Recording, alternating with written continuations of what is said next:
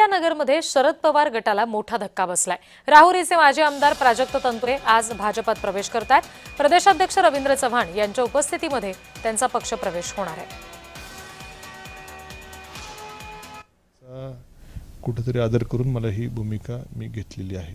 त्याचबरोबर सत्तेच्या माध्यमातून नवीन नवीन जे प्रश्न मतदारसंघात तयार होतात, असं नाही की कालचे प्रश्न, आज नवीन नवीन प्रश्न सातत्याने तयार होत असतात आणि त्या माध्यमातून कार्यकर्त्यांना जनतेला न्याय देखील देता येऊ शकतो, अशी आमच्या सर्व कार्यकर्त्यांची भावना झाली आणि खूप मोठा आग्रह सर्वांचा मला त्या ठिकाणी झाला। म्हणून त्या सर्वांची ही काही माझी एकट्याची भूमिका नाही, आमच्या सर्वांची त्या ठिकाणी तालुका मतदारसंघ लेवलवरची सामूहिक भावना त्या ठिकाणी आहे। पण तरी कधीपासून तुम्ही हे ठरवलं की आता पक्ष बदलला पाहिजे किंवा सत्तेमध्ये आपण सहभागी झालं पाहिजे? नाही, मला सर हा प्रश्न या करता कारण अनेक दिवसांपासून तुम्ही राष्ट्रवादी शरदचंद्र पवार गटाच्या कुठल्याही कार्यक्रमामध्ये, सभेमध्ये, आंदोलनामध्ये सक्रिय सहभाग नव्हता। मग कधीपासून तुमचं हे होतं की मला सत्तेत जायचंय? असं कोण म्हटलं सक्रिय सहभाग नव्हता? होता मी तालुका, आता मे बी तुमच्याकडनं त्याला हे मिळालं नसेल, पण मध्ये ते बिबट्यांच्या विरोधातलं आंदोलन होतं किंवा काय, मतदारसंघात मी सक्रिय होतो, तसा विषय नाही। पण हे सातत्यानं बऱ्याच काळापासून कार्यकर्त्यांची भावना होती, कारण मी 2024च्या विधानसभा निवडणुकीमध्ये देखील मला घड्याळ चिन्हावरती उभं राहण्याची ऑफर होती। तिथं जर मी उभं राहिलो असतो तर कदाचित कमळ चिन्ह समोर नसतं आणि कोणीच विरोधक, कदाचित बिनविरोधही होऊ शकली असती किंवा अत्यंत सोपी निवडणूक मला ती होऊ शकली असती। परंतु त्यावेळेस काही कार्यकर्त्यांचा आग्रह होता की आपण तिकडे जावं, पण मी माझ्या भूमिकेवर ठाम होतो। बऱ्याचदा संधी येऊन देखील मी पक्षाच्या बाजूनेच उभं राहिलो। बऱ्याचशा कार्यकर्त्यांनी त्यावरती थोडी, काही लोकांनी नाराजी व्यक्त केली की आपल्याला संधी आलेली आपण सोडली, आणि असे 2-3दा विषय झाले, पण मात्र मी सातत्यानं माझ्या विचारावर ठाम होतो। पण शेवटी कार्यकर्त्यांचंही कितपर्यंत मी त्यांनाही दूर लोटणार किंवा त्यांच्या विचारापासून कितपर्यंत हे करणार, हे माझ्यावरही ते प्रेशर होतं। त्यामुळं हा निर्णय घेतला। निर्णय घेताना राज्याचे मुख्यमंत्री देवेंद्रजी फडणवीस साहेबांशी देखील चर्चा झाली। त्यांनी देखील मतदारसंघातल्या कामांना आम्ही गती देऊ असं आश्वासित केलं। त्यांचंही काही कल्पक नेतृत्व आहे।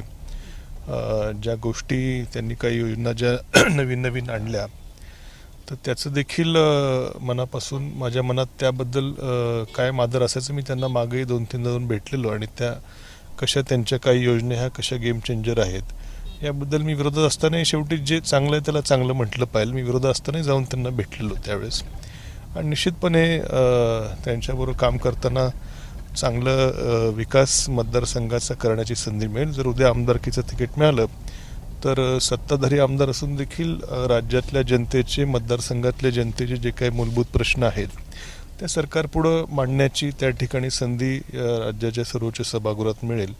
ही देखील संधी, शेवटी मी राजकारण करत असताना कुठल्या जरी पक्षात असेल तरी सर्वसामान्य लोकांचे प्रश्न सोडवण्यामध्ये जो एक मानसिक समाधान मिळतं, तर ते त्या व्यासपीठ त्याला जर उपलब्ध होत असेल तर ती देखील एक जमेची बाजू त्या ठिकाणी असणार आहे। असं मुख्यमंत्र्यांनी तुम्हाला काही आश्वासन दिलंय की तुम्हाला विधान परिषद देण्यात येईल वगैरे असे? मला अपेक्षा आहे की मला तिकीट मिळेल, अशी मला अपेक्षा आहे। माझ्याकडे देखील नगरपालिकेचे जवळपास 20 नगरसेवक माझे आहेत। मला इतरही काही माझे काही सहकारी वेगवेगळ्या नगरपालिकेमध्ये असतील। मी असं म्हणत नाही खूप मोठा आकडा माझ्याकडे आहे, पण भारतीय जनता पक्षाचे मोठं संख्याबळ आहे। माझे 20 नगरसेवक जर आले तर अजून त्याला हे भर पडेल, आणि मला अपेक्षा आहे की मला मागणी मी तशी केलेली आहे आणि मला अपेक्षा आहे की मला तिकीट मिळेल।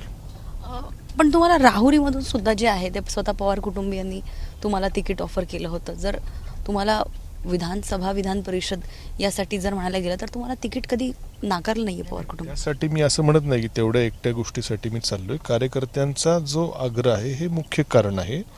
विधानसभेची जी आत्ता पोटनिवडणूक महिन्याभरापूर्वी झाली त्याला चित्र वेगळं होतं, त्याला एक भावनिकतेची किनार होती। शेवटी माझा 2024ला पराभव झालेला आहे। ज्यांनी पराभव केला त्यांचा, ते वारल्यानंतर त्यांचा मुलगा उभा होता, त्यामुळे कुठेतरी एक भावनिकतेची किनार त्या निवडणुकीला होती आणि त्यामुळे मी तिथे थांबण्याचा निर्णय घेतला। आता मला जर संधी मिळत असेल तर कार्यकर्त्यांची भावना मी आता रोखू शकत नाही अशा स्थितीला त्या ठिकाणी आलेलो आहे. मी जर आता जर नाही म्हटलं तर कार्यकर्ते म्हणतील की सातत्यानं सत्तेच्या संधी येतात आणि आपण सोडतोय. त्यामुळे कार्यकर्त्यांच्या भावनेचा विचार होणं तेवढं महत्त्वाचं आहे. पण मग असंही म्हणजे तुम्ही पवार कुटुंबियाच्या एवढे जवळचे आहात, जयंत पाटील तुमचे मामा लागतात, अशामध्ये तुम्हाला दुसऱ्या राष्ट्रवादीमध्ये पण म्हणजे अजित पवारांच्या राष्ट्रवादीमध्ये पण जाण्याची त्यांच्याकडनं पण ऑफर आली असेल, तुम्ही भाजपच का निवडलं मग? असं नाही विषय. आता जायचं असतं तर तिकडं मागे जाऊ शकलो असतो मी. आता पक्ष शेवटी सत्तेत जायचा विचार जर असेल तर काही व्यवस्थित विचार करून आम्ही त्या ठिकाणी गेलो असतो. आमच्या जिल्ह्यात देखील पालकमंत्री राधाकृष्ण विखे पाटील साहेब असतील किंवा विधान परिषदेचे सभापती त्या ठिकाणी राम शिंदे साहेब आहेत आणि या दोघांचं देखील त्या ठिकाणी जिल्ह्यामध्ये आधार त्या ठिकाणी त्यांचं नेतृत्व आहे दोघांचंही तिथं. त्यांच्याही त्या ठिकाणी सहकार्य मिळेल अशी देखील त्या ठिकाणी भूमिका आहे. मग या संदर्भात तुम्ही काल सुप्रिया सुळे यांना भेटायला आला होतात, काय त्यांच्याशी नेमकं बोलणं झालं तुमचं? नाही, ताईंना मी काल भेटलो, त्यांना वस्तुस्थिती सांगितली की मला का हा निर्णय घ्यावा लागतोय. अत्यंत उघडपणे मनात काही किंतु परंतु न ठेवता जी काय परिस्थिती आहे ती मी त्यांच्यासमोर मांडली आणि काय सांगितली? कार्यकर्त्यांची इच्छा सांगितली की अजूनही काही सांगितलं? कारण जे मी असं काय तुम्हाला जे सांगतो तेच सांगितलं, त्यापेक्षा काय वेगळं सांगितलेलं नाही. जे काय वस्तुस्थिती आहे ती सांगितली. मलाही काय हा निर्णय घेताना खूप एकदम असं खूप सोपं वाटतंय आणि हर्षोल्लास झालाय अशातला काही प्रकार नाही. माझ्या पक्षातल्या नेते सहकारी यांच्याबरोबर एवढे वर्ष एकत्र काम केल्यामुळं एक कुठंतरी एक बॉन्डिंग असतं, एक भावनिक एक नातं असतं आणि ते तोडणं इतकं सोपं माझ्यासाठी पण नाही आहे. ते खूप एक पक्ष सोडून दुसरीकडे जाताना हा अनुभव माझ्यासाठी निश्चितच सोपा नाही आहे. एक भावनिक किनार या सगळ्या गोष्टीला निश्चितच आहे.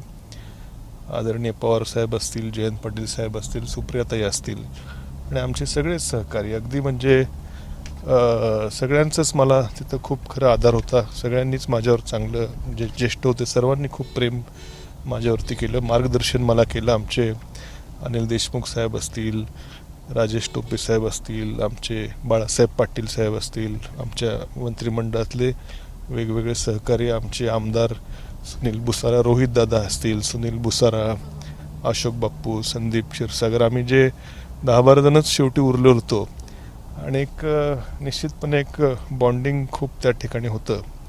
आणि या सर्वांना सोडताना हा विचार सोडताना निश्चितपणे इतकं काही सोपं नाही माझ्यासाठी. एवढं दबाव आहे, कसला दबाव आहे? या दबावापोटी दबाव नाही म्हणता येणार. इथली माझ्या मतदारसंघातली राजकीय परिस्थिती आणि माझ्या सर्व कार्यकर्त्यांचा वेळोवेळी असलेला आग्रह, मी 2-3दा आग्रह असताना देखील मी माझ्या मनाचाच विचार केला आणि पक्षासोबत राहिलो. तर आता मला प्रश्न कार्यकर्त्यांकडून यायला लागले की सातत्याने सत्तेत जाण्याच्या संधी तुम्ही वारंवार त्या ठिकाणी हे करताय.